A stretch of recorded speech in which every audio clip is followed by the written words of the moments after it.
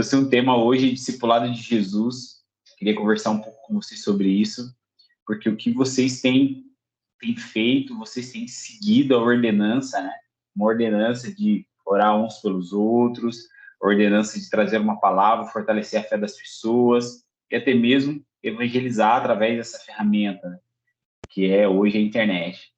A internet é utilizada por muitas pessoas para utilizar pelo mal, acessar situações que não são boas, que não são positivas, que são negativas, e a gente tem entendimento que isso foi criado por Deus, né? Hoje a gente percebe que o número principalmente por causa do último censo registrado, a gente percebe um crescimento, né? No ano 2000, a gente tinha 26,2 milhões de pessoas que se declaravam evangélicas no Brasil. E esse número, em 2010, foi para 42,3 milhões de pessoas. Então, a gente subiu de 15,4% para 22,2% da população brasileira evangélica. Só que existe uma diferença, né, entre a gente falar sobre o evangélico e a gente falar sobre o discípulo. Nem todo evangélico é discípulo. E hoje, o que vocês têm trabalhado, vocês têm discipulado as pessoas, né? A gente entende que esse grupo, que a Vigília Online, ela tem discipulado as pessoas, ela tem cuidado das pessoas, tem ouvido, tem orado por aqueles que precisam, e é mais ou menos isso que nós precisamos compartilhar, né? Escutei um pouco aí sobre a questão das escolas, o que as escolas têm vivido, o que as escolas têm passado, né? E eu, como professor, mesmo em escola particular e uma escola cristã, a gente tem visto cada coisa que eu falo, meu Deus do céu, o que está acontecendo com o mundo, né? E a gente entende que esse papel é um papel do cristão, é um papel nosso enquanto homens e mulheres de Deus, de fazer a diferença na vida das pessoas, fazer a diferença na vida da igreja, né? E a igreja somos nós, somos cada um de nós, né? Então, isso é muito importante, né? O discípulo não é somente aquele que faz o que o mestre pede para ele, né? Mas o discípulo, ele tem principalmente o foco de se parecer com o mestre, né? Então, nós temos essa responsabilidade de quando as pessoas olharem para a gente, falar, meu Deus, estou vendo Jesus ali. Tô vendo Jesus aí em irmão Damião, tô vendo Jesus aí no irmão Glauber, tô vendo Jesus na vida de vocês. Então, é isso que nós temos que buscar. Não é fácil a gente fazer isso, não é fácil, né? Eu acho interessante que Paulo puxou toda a responsabilidade para ele ali. Quando, em 1 Coríntios 11:1, ele pega e já lança logo, tornem-se meus imitadores como eu sou de Cristo. Ele já joga a responsabilidade toda para cima dele, e tem 3 palavras, e tem 3 situações que nesse pequeno versículo, nessa pequena frase, eu queria conversar com vocês. Né? Tornem-se, né? Vem do grego genomai, que quer dizer tornar-se, vir à existência, começar a ser ou ser feito. Existem muitas coisas que Jesus quer fazer nas pessoas e ele vai usar cada um de nós, seja de forma online, seja de forma presencial, seja com pessoas que vocês conhecem, seja com pessoas que vocês não conhecem, seja talvez com os familiares de vocês. Então, isso nós precisamos tornarmos imitadores de Cristo. Isso é uma responsabilidade, mas isso é um direcionamento que ele nos dá. Para que nós sejamos discípulos, nós precisamos nos parecer com Jesus. E aí a outra palavra, imitadores, que vem do grego mimetes, que quer dizer imitador, trazer à mente, fazer lembrar. As pessoas precisam lembrar de Jesus a todas as atitudes que nós temos, a todas as situações, das nossas vitórias e também nas nossas derrotas, né? Na nossa derrota, meu irmão, sim, porque nós não desistimos, porque nós confiamos que Deus tem coisas maiores para a gente lá na frente. Talvez algo está doendo, talvez algo não está fazendo bem para a gente, talvez nós estamos tristes, nós temos todo o direito de estar triste, mas nós temos também uma esperança que ela é verdadeira. É uma esperança que ela é real, ela muda a vida das pessoas, ela restaura a vida das pessoas, ela resgata a vida das pessoas. E todos nós que estamos aqui entendemos que nós somos resgatados em algum momento.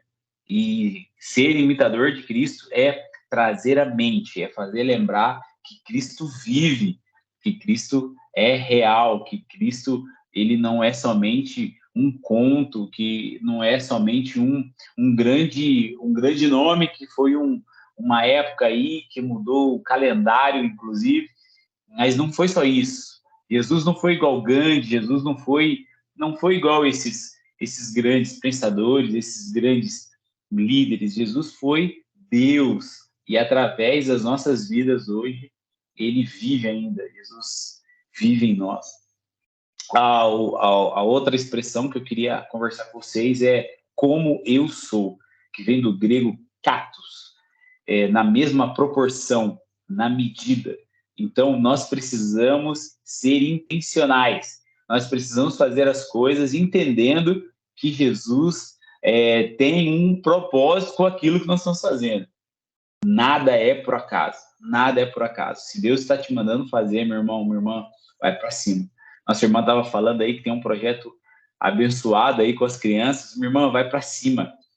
As crianças, né? Eu acho tão interessante, né? Na nossa igreja hoje a gente tem um foco sobre essa questão da criança, porque a criança é o futuro da igreja. Eu me lembro de quando eu era pequeno, eu ia na igreja do meu pai, e na igreja do meu pai tinha 30 membros. E eu acho que se a gente voltar lá hoje, deve ter os mesmos 30 membros. Então, a criança ela é importante, principalmente para nós, enquanto seguidores de Jesus, discípulos de Jesus, porque ela é o futuro, é a sucessão. Nós precisamos aprender a ter sucessão. Nós precisamos aprender que essa continuidade, nós precisamos cuidar delas, e o inimigo tem um desespero terrível para que elas sejam deturpadas, porque é o futuro, e se elas estiverem somente em dúvida, ele já conseguiu alcançar uma parte grande do objetivo dele, né? Então isso a gente precisa abrir o nosso coração para isso. Nós somos discípulos de Jesus, e quando nós somos discípulos de Jesus, nós temos que parecer com ele. Glauber praticava uma atividade que eu pratico também. No começo, quando a gente entra no jiu-jitsu ou qualquer outra luta ali, você entra com uma ideia de querer somente praticar um esporte ou se defender, alguma coisa assim. Então, no primeiro momento ali, é uma sobrevivência, né? A gente ainda contra faixa branca e tal. Mas quando o tempo vai passando, a gente começa a entender os ensinamentos ali do sensei, a gente quer cada vez mais se parecer com ele por causa dos ensinamentos que ele está dando e por causa do estilo de vida que ele tem. E é exatamente o que acontece com Jesus. No primeiro momento, a gente vai para Jesus porque a gente quer ter uma vida nova, a gente precisa de algo, mas depois, meu irmão, minha irmã, sobe de nível. E aí nós começamos a entender que é a melhor coisa das nossas vidas e a gente quer trazer todo mundo. E a gente quer que todo mundo participe disso. Esse é o nosso papel, né? Ser imitador de Cristo, ser um discípulo de Jesus. Então, que a gente se prepare para isso, né? Que a gente prepare a nossa igreja para isso, que nós sejamos igreja para isso. Se talvez você está me ouvindo aí, talvez você nem participa, nem congregue em algum lugar, mas você tem o entendimento que Jesus é o seu Salvador, o único e suficiente Salvador, que você entenda que você precisa viver o extraordinário de Deus e que as pessoas vão chegar ao Senhor através da sua vida. Você é instrumento. A proporção que as pessoas conhecerão Jesus será a mesma que você se dedica a imitar Jesus. Esse é um detalhe muito importante. A gente vai ver em algumas passagens do Velho Testamento a questão do talmidim, né, que é o discípulo, o estudante, né, que vem derivado de aprender, de ensinar, de exercitar. Então, meus irmãos, eu entendo que vocês são pessoas abençoadas, né, e eu sei que vocês são homens e mulheres de Deus, mas a todo tempo nós estamos em posição de aprendizado. O discípulo, ele tem que ter o coração aberto para aprender tudo. Às vezes vai chegar uma pessoa nova e você talvez ali tem 20 anos ali naquela situação, mas talvez Deus vai usar aquela pessoa para te ensinar.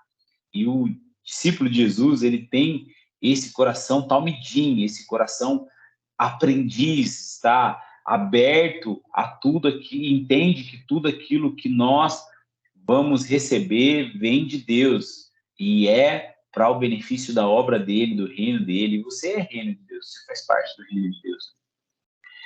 Muitas passagens a gente vai ver na tradução a questão do chamado bem, né, que é filho. Em alguns momentos a gente vai ver até mesmo os próprios discípulos chamando os seus discípulos de filhos, né? Nós temos aqui Paulo em Timóteo, falando Paulo, apóstolo de Cristo, em 1 Timóteo 1, versículo 1 e 2, Paulo, apóstolo de Jesus Cristo, por ordem de Deus, nosso Senhor, e de Cristo Jesus, a nossa esperança. A Timóteo, meu verdadeiro filho na fé, graça e misericórdia da parte de Deus Pai, de Cristo, o nosso Senhor. Isso é muito importante, né? Nós temos um coração de filho. Nós, enquanto discípulos, nós temos um coração de filho. Filho é aquele que está atento a tudo que o pai faz. Filho é aquele que está grudado e quer aprender o tempo todo, né? Então, se você hoje, se a sua igreja não trabalha com esse estilo de metodologia, né, de discipulado, né, talvez esse discipulador vai ser o seu pastor, mas se talvez você tenha alguma dificuldade sobre isso, que o seu discipulador seja o próprio Jesus. Ele deixou as suas escrituras, ele deixou vários exemplos, ele deixou várias atitudes que nós devemos seguir e nós devemos alcançar essa proporção de filho de Deus, né? E se você hoje entende dessa importância, chegue próximo de uma pessoa que talvez é novato na fé e cuide dele, discipule ele, né? Seja o pai espiritual dessa pessoa. A coisa que nós mais vemos hoje são igrejas com portas enormes de entrada, de portas abertas, mas nós também vemos a porta de entrada, mas lá no fundo existe uma outra porta aberta. As pessoas passam uma temporada na igreja, passam umas férias na igreja, passam ali um período na igreja e elas vão embora. E o que nós temos feito para que essas pessoas permaneçam na fé? O que nós temos feito para que essas pessoas continuem crescendo na fé, né? Essas pessoas vão entrar, vão precisar de algum acompanhamento inicial. Talvez nós não temos uma metodologia para cuidar dessas pessoas, mas, meu irmão, Deus talvez está usando você para cuidar dessa pessoa, né? Quando nós estamos na escola, essas pessoas, essas crianças precisam ser mentoreadas, elas precisam entender algumas coisas que são importantes para que elas venham dar continuidade, né? Como a gente falou lá sobre o jiu-jitsu aqui. A gente precisa, existem algumas regras, existem algumas normas, precisa alguém adotar aquela situação, aquela pessoa, para que ela permaneça ali e ela cresça e ela dê frutos. Meu irmão, não se trata de você, se trata de Jesus. Nós não estamos fazendo nada para nós, é para Jesus. E quando nós pensamos em Jesus, existem muitas pessoas que precisam ser cuidadas. Talvez passam pela igreja e talvez nem lotadas são. Talvez nem lotadas são. Então, talvez Deus está levantando um novo tempo de pessoas que vão cuidar, que não vão julgar menos, né? Vão, se possível, não julgar, mas que vão amar essas pessoas. Hoje nós vivemos num tempo que a concorrência é grande demais. Nós temos aí muitas coisas contra, nós temos muita coisa contrária hoje. Eu me lembro da minha infância, meu Deus do céu, com 14 anos eu só queria saber de jogar futebol e soltar pipa. Hoje meus alunos de 14 anos eles já fazem tantas coisas que eu falo, meu filho, não é possível. Eu com 20 anos eu ainda pensava sobre fazer isso, vocês já estão fazendo. Então, hoje, a gente que trabalha com jovens, né, com o Ministério de Jovens na igreja, a gente vai pegar para o aconselhamento, meu Deus, que juventude é essa? Né? Mas aí, quando você vai parar para pensar, não tô somente jogando pedra no jovem, não, porque quando você vai conhecer a história, você vai ver a família, você vai ver o pai, você vai ver a mãe, você vai ver no que aquele o emaranhado de situações, né? A gente tem jovem lá na igreja que a mãe manda a menina para a igreja e, não tem como eu ir buscar, não. Dorme na casa de alguma coleguinha. Eu falo, meu Deus do céu. Gente, nós estamos num momento que quanto mais cuidado, melhor com os nossos filhos, né? É claro que hoje a gente tem até prejudicado um pouco por esse excesso de cuidado, mas também a gente deixar largado, isso não é o caminho. E eu estou fazendo uma referência sobre a igreja. Quantos de nós temos feito isso com os nossos membros, com pessoas novas, pessoas que talvez não conseguem comer ali, ter um alimento saudável na nossa igreja. Nós precisamos discipular essas pessoas, né? Nós precisamos cuidar dessas pessoas. Ah, meu irmão, mas eu não tenho nenhum cargo na igreja. Não é sobre cargo, é sobre Jesus, é sobre amor, é sobre fruto, é sobre acompanhar. Então, a gente precisa ter esse entendimento. A gente precisa ter entendimento. Tudo indica que o discípulo é um tipo de relacionamento onde uma pessoa transfere vida para outra, leva um processo de desenvolvimento e crescimento. Na fé, isso torna tão relevante que podemos ver o que Paulo falou ali para Timóteo. Nós precisamos transferir isso. Eu aprendo tanto com o Glauber, eu vejo a dedicação dele para fazer as coisas de Deus, para fazer a obra de Deus, principalmente esse cuidado com a vigília online. Gente, imagina só o quanto, se a gente tivesse mais Glaubers espalhados nas nossas igrejas, espalhados nas nossas cidades, né? Quantas pessoas não estariam sendo cuidadas? Mas talvez essa palavra, né? Eu somente trouxe a palavra. O Espírito Santo tem a função de nos convencer de algo que precisa ser convencido. Mas talvez hoje você está precisando ouvir algo nesse sentido. Nós precisamos cuidar, nós precisamos amar, nós precisamos transferir conhecimento. A nossa igreja, a nossa liderança, ela precisa de sucessão. E sucessão é eu preparar alguém para fazer melhor do que eu faço. É eu preparar alguém para ser melhor do que eu fui. Foi isso que Jesus fez para nós. Vocês farão obras ainda maiores do que eu fiz. Meu Deus, que forte. Nós precisamos ter esse entendimento. No discipulado, Jesus ele transfere felicidade, né? Existem muitas pessoas que hoje estão na igreja que elas não entendem que nós somos um povo feliz. Nós somos um povo feliz e nós temos os momentos que não vamos estar felizes, não tem problema, isso faz parte. Nós somos humanos. Mas Deus, ele é fonte de alegria e isso precisa ser compartilhado. Existem muitas pessoas que hoje estão vivendo num lado obscuro de depressão, de transtorno, de ansiedade, e muitas coisas. Hoje nós temos aumentado de forma absurda esse número de pessoas que sofrem de alguma questão emocional. E nós precisamos entender, essas pessoas precisam entender que em Jesus tem alegria, em Jesus tem felicidade, em Jesus tem resposta. Nós temos um versículo que é muito interessante, Salmos, capítulo 1, versículo 3, né? E como árvore plantada à beira de águas correntes, dá fruto no tempo certo e das suas folhas não murcharão. Tudo o que ele faz prospera. Esses somos nós enquanto discípulos. Esses somos nós enquanto discípulos. Temos uma função que é marcar o mundo. Os discípulos de Jesus marcarão o mundo. Nós fizemos um evangelismo nessa semana no sábado, ali bem pertinho, no semáforo que vai aí para sua casa, Glauber, ali, que vai para a igreja, ali no semáforo da Vila Industrial, ali para subir, cidade industrial. E foi muito interessante que a gente colocou algumas placas, os meninos fizeram ali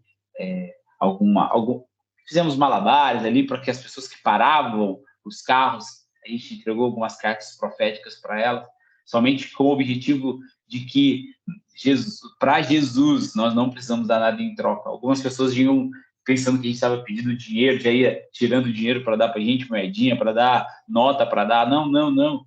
A gente não está aqui, a gente não quer nada de você. Jesus que quer o seu coração. Deus abençoe sua família, Deus abençoe sua noite, vai para casa, que hoje seja um dia extraordinário para você. As pessoas precisam mais disso, as pessoas precisam ser evangelizadas, as pessoas precisam entender que Jesus, ele é verdadeiro, mas não é somente uma questão de, como eu posso dizer, de falar, as pessoas precisam ver esses exemplos. Por isso nós precisamos aparecer. Nós vamos diminuir, mas nós precisamos aparecer, porque Jesus, ele precisa que essa mensagem continue através da sua vida. É isso, é sobre Jesus. Amém, queridos? Tenho muito a que dizer, não. Eu queria só encerrar aqui falando sobre a importância que vocês têm sobre essa questão da oração, a importância do jejum, né? A gente está fazendo alguns propósitos com jovens lá de oração 5 horas da manhã e Deus respondeu o casal que a gente estava orando.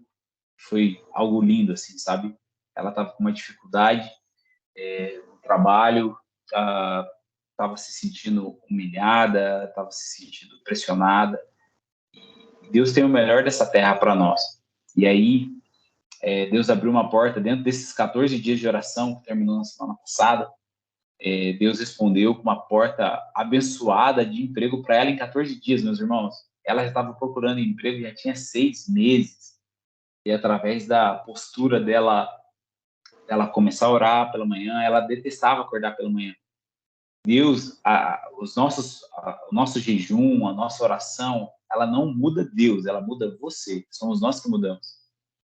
Jesus, ele continua soberano, Jesus, ele continua imutável, mas nós mudamos. Ela começou a acordar de manhã, ela começou a fazer isso com prazer, Deus começou a falar com ela e Deus respondeu. Eu creio que Deus vai continuar respondendo às orações de vocês, porque precisamos ter essa placa de discípulo de Jesus. Nós vamos viver isso, nós vamos propagar isso em nome de Jesus. Às vezes nós não vamos ver o resultado do que nós temos feito, mas nós não precisamos fazer isso, porque o resultado é para a glória de Deus. Então, a gente só faz. E aí o Espírito Santo se encarrega de fazer todo o restante em nome de Jesus. Amém, meus irmãos?